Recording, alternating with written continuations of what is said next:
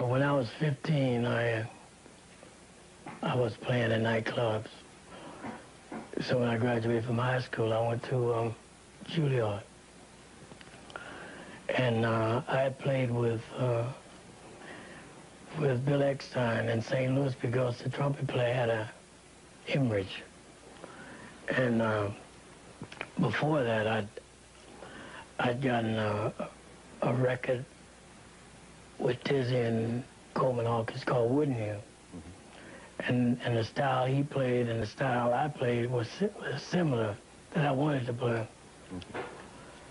So Charlie Parker was in the band in St. Louis, pardon me, with Bill Eckstine, pardon me.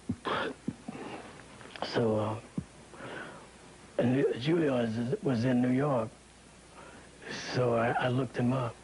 Okay. So I used to go down on 52nd Street every night to hear him and Dizzy. So Dizzy, I think Dizzy went to do some concerts with Norman Granz, Jazz at the Philharmonic. And Bird and I lived in the same house.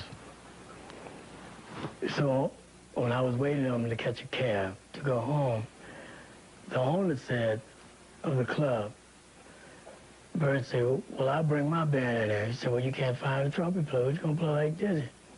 So he said, him. And I looked, I said, who?